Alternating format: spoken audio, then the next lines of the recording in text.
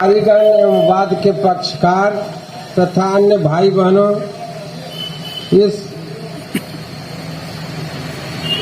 जिला विधिक सेवा प्राधिकार के प्रांगण में माननीय उच्चतम न्यायालय के राष्ट्रीय विधिक सेवा प्राधिकार एवं बिहार राज्य विधिक सेवा प्राधिकार के निर्देश के आलोक में आज इस आयोजित नेशनल लोक अदालत के माध्यम से सभी सुलहनीय वादों को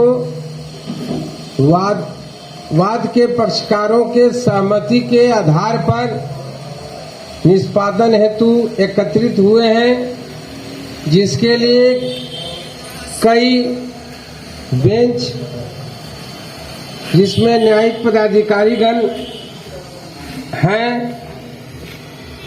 निष्पादन हेतु स्थापित किया गया है।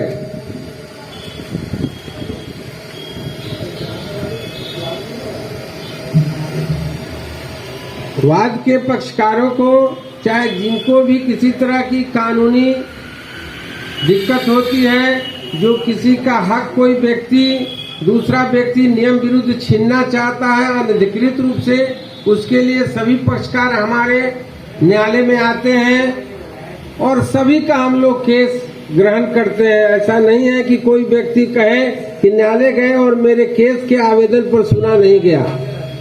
साथ ही साथ यह हम लोग की तरफ से जागरूकता का परिणाम है कि हमारे पास सभी लोग अपने समस्याओं को लेकर, फौजदारी दीवानी किसी तरह की समस्याओं को लेकर हमारे न्यायालय में आते हैं। उनकी बातों को हम सुनते हैं और नियमानुसार स्थापित प्रावधानों के अनुकूल उनका निष्पादन करते हैं। लेकिन इसके साथ न्यायालय, माननीय उच्चतम न्यायालय ने यह समझी कि नहीं, कुछ ऐसे वाद हैं जिनको कि हम समझौता के आधार पर निष्पादन के लिए पक्षकारों को प्रेरित कर सकते हैं, समझा सकते हैं उसके लाभ हानि के विषय में, जिसमें दोनों पक्षों की जीत होती है और समाज में एक शांति व्याप्त होती है, समाज का विकास होता है, देश का विकास होता है। उन्हीं उद्देश्यों के साथ इस लोक अदालत का आयोजन हम लोग निरंतर 3 महीने पर राष्ट्रीय लोक अदालत का आयोजन करते रहते हैं।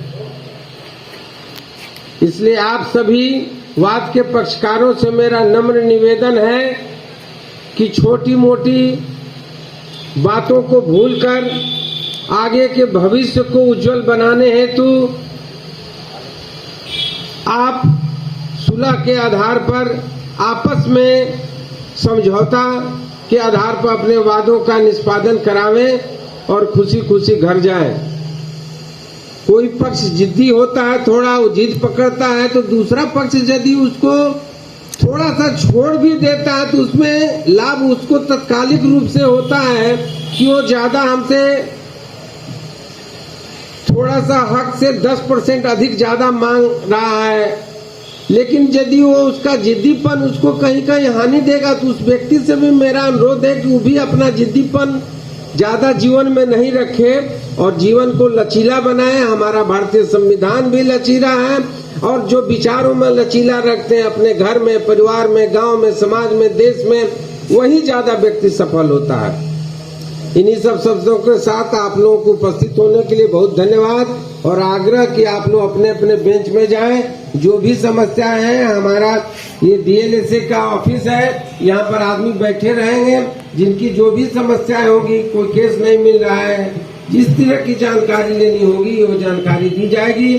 हम न्यायिक पदाधिकारीगण भी निरंतर यहाँ हैं। हमारी सेक्रेटरी साहिबा जो डीएलएसए की है वो भी निरंतर यहाँ उपस्थित है। जो भी समस्याएं होंगी आप लोगों को हम लोग उसका निदान करने का प्रयास करेंगे। धन्यवाद।